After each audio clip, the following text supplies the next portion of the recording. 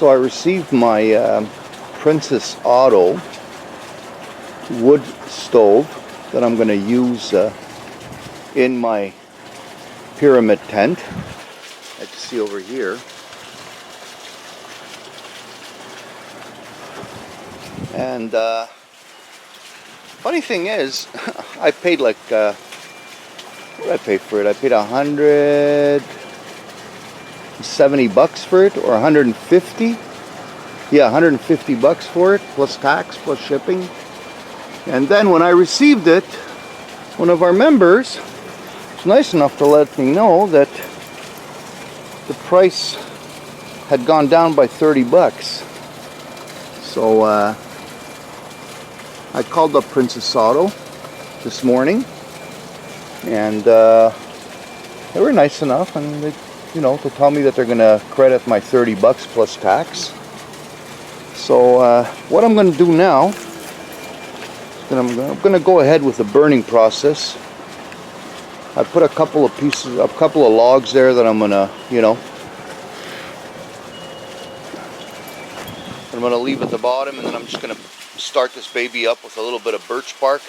And I thought that you know, this tire, you know, when you get stuck in snow and you use these grits under your tires, well, this has been lying around in my garage for the longest time, so I figured, you know, I cut the two ends there, like that thing and that thing there, and put the rest to sit on the bottom of the grill. Oops, sorry. Sit at the bottom of the inside of the stove, so I can just rest my wood on top, but unfortunately it's too wide. So I'm gonna go ahead and, you know, fire this baby up. From what our friends and members were telling me, that these things, they're pretty loose, you know, and yes, they are. Like if you take a look at the chimney stack over here, like it's not secure at all, it's just wobbling. I would never put it in my tent like that. So I got some self-tapping screws with a nut head on a hexagon nut on the end. So I'm going to use a nut driver, you know, so that I can secure that. So I'm going to burn it, wipe the paint off, probably have to paint it, and I'll get back to you and let you guys know how it's working out. Stay with me. So as you guys can see, this little baby is venting very well. So what I did, because this baby was really loose, I attached like 3 tap-on screws to each section of the chimney so it can stabilize it a bit, and it really made a big difference. And with the same token, the bolt that held this damper together was just falling apart. So what I did, I took the grinder to it and I replaced it with a butterfly nut. And looks like we're going to be using this little baby next week when we go up north hunting. So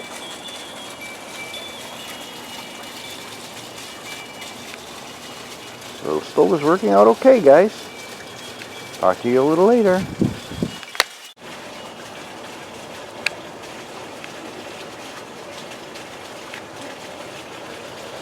Somebody asked a question the other day about boiling the water.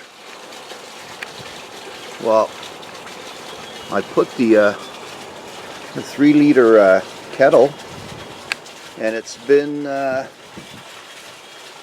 almost 1.5 hours. The water is warm, it's hot, but it's not boiling. It didn't come to a didn't come to a rolling boil. Maybe it's because it's sitting on the grill, I don't know. We shall see. But it is touching the chimney. Anyway, we'll see. So far so good. At least the stench has stopped. And the paint has not started peeling, as you can see. It is getting a little rusty there, but the paint is not it's not like peeling or flaking off from the heat. So I think that's a good thing, whatever. But I will be giving it a couple of shots of spray paint, you know, high heat spray paint, the type that you use on barbecues. And so far this little baby is okay.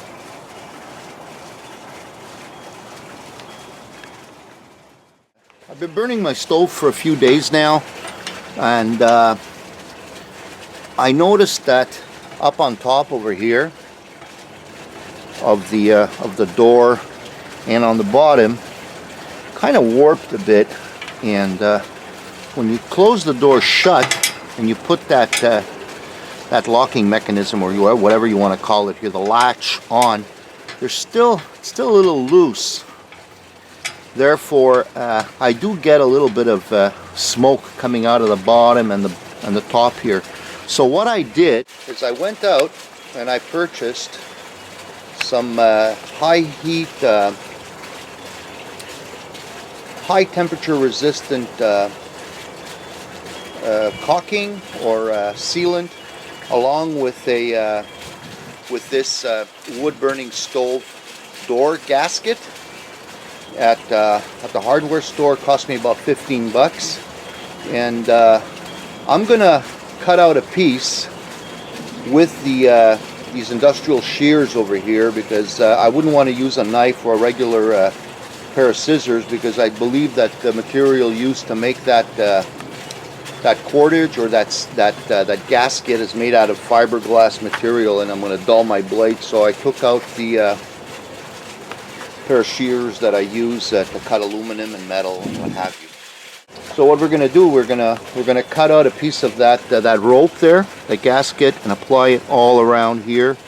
And there's two different types that they sell. They have this one here, which is a little more pliable, and you could, you know, you can flatten it, because the gap is not all that big, you know. It's just, I would say, what, maybe a quarter of an inch. So I think we'll be okay. And I also have to do something about this this latch here, because it's absolutely useless. It's like, you know, but I'm gonna let it ride for this year, play with it the way it is, and maybe next year do a couple of more mods on it. So let's go ahead and do this.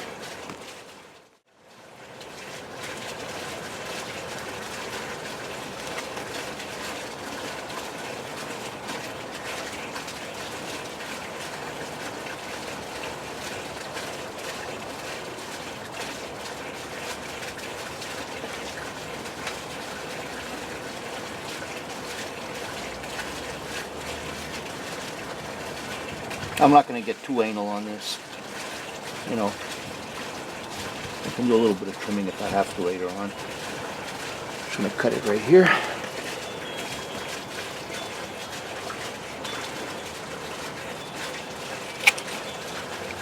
Yeah, so this is the material when it was cut, and I can tell you that had I used an ordinary scissors, it would have definitely destroyed the edge on it. I mean, I just heard it crack, you know, crackling when I was cutting through it. There's all the glass fibers and what have you. Let's go ahead and put this on the door. Okay guys, so this is the silicone that I'll be using, and it comes in the packet. What they tell you to do, you gotta knead it till you get a uniform consistency inside before you cut the tip. So I've been kneading it for a few minutes here, and it seems to be okay. And I think we're ready to apply it. You had to clean the door, get all the crap out, you know. So I just cleaned it. It's nice and dry and ready to receive this thing here. Let's go ahead with this. Oh, this stuff stinks.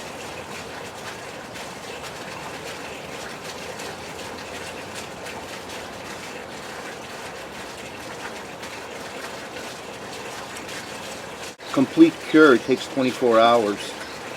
So we're going to be applying this stuff, putting on our gasket. We're going to come back to it again tomorrow.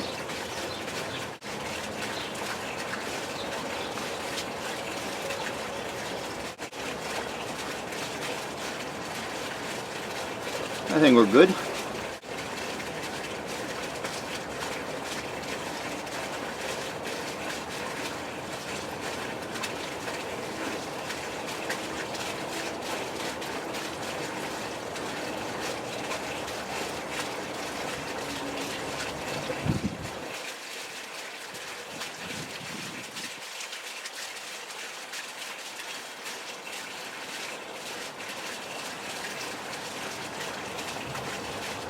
And it's a pretty good little stove, this. It is. It's not expensive. It's about cost me about 150 bucks after I got my rebate, you know. And works pretty well.